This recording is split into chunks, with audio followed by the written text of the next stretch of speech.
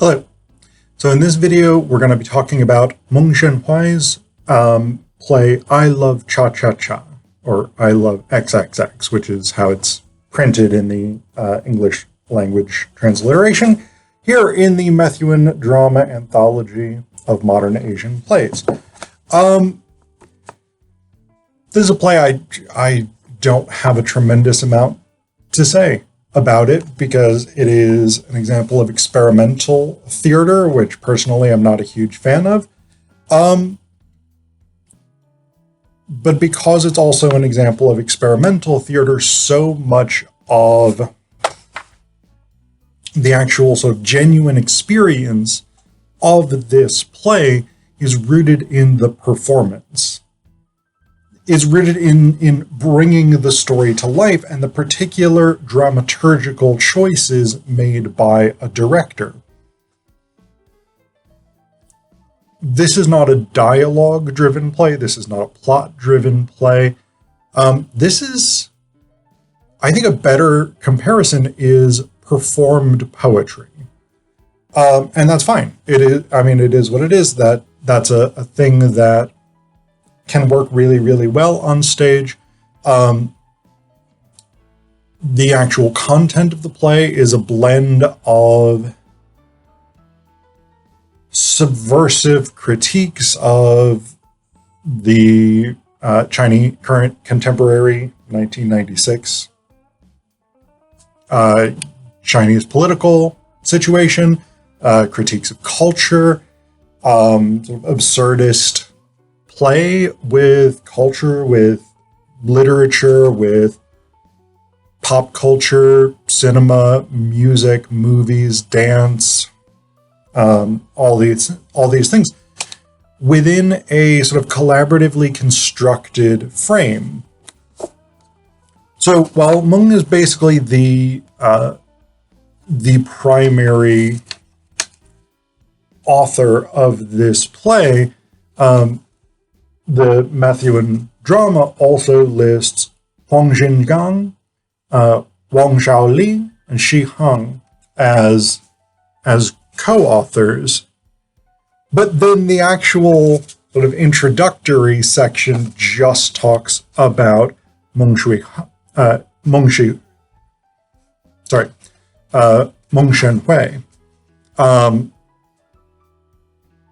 So he's the actual sort of playwright as such, but what it says here in the introduction, let me find this bit.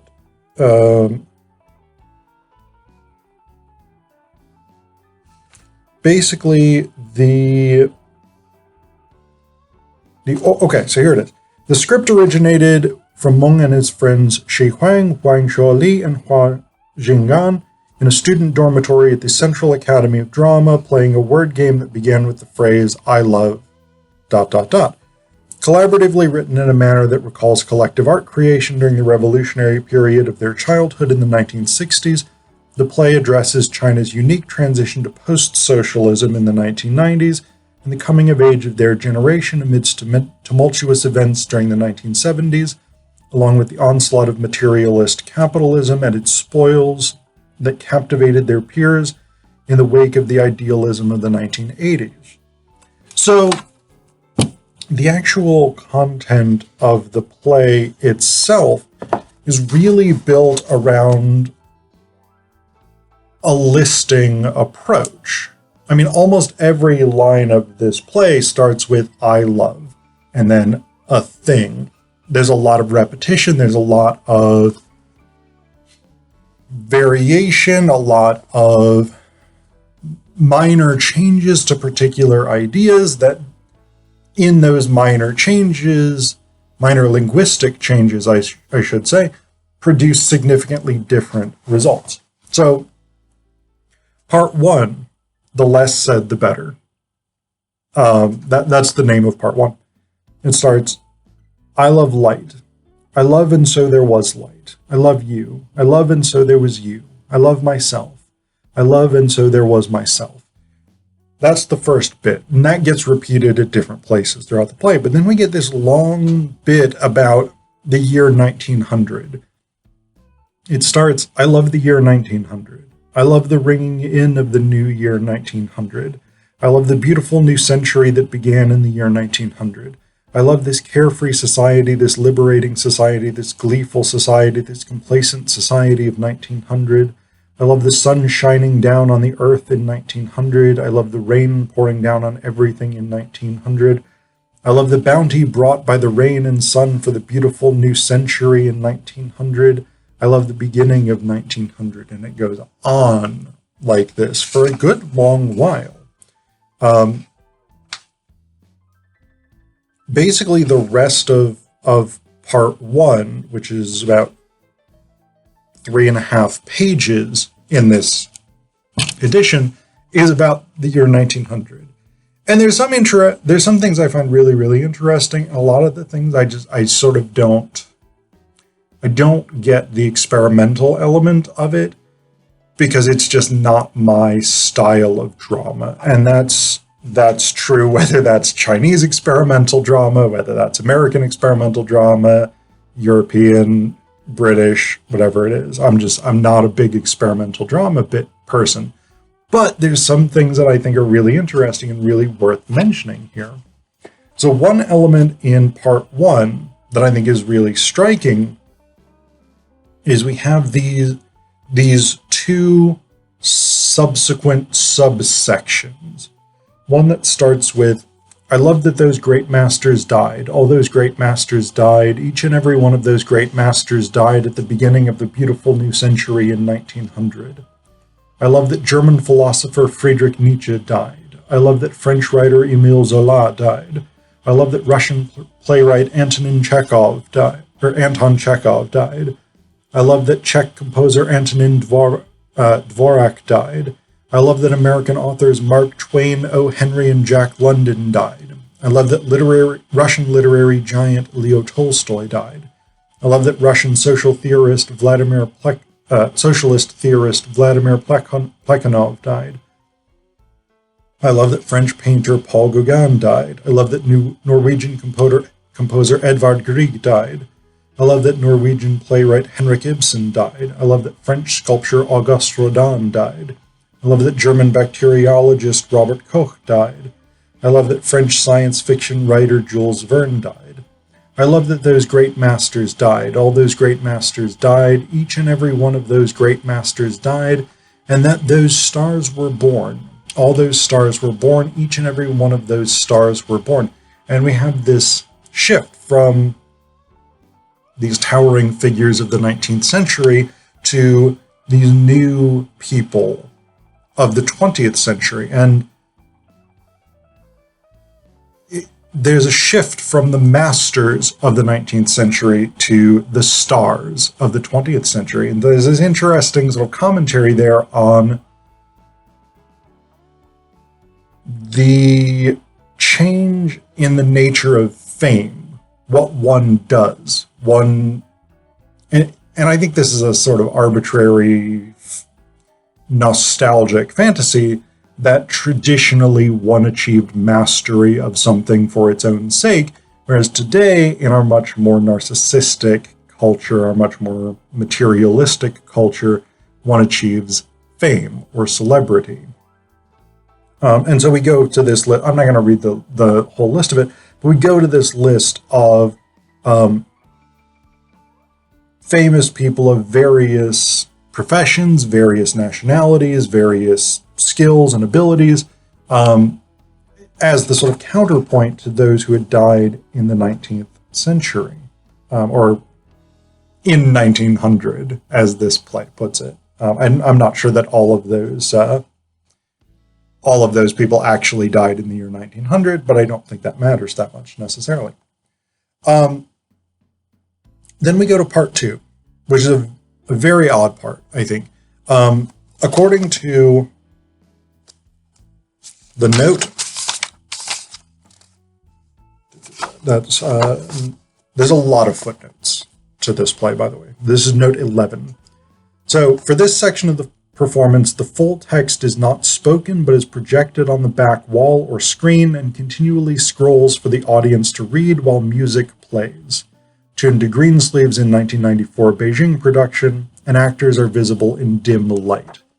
So we have this lengthy section with a lot of information, a lot of historical events that took place during the 19th century, or during the 20th century, rather.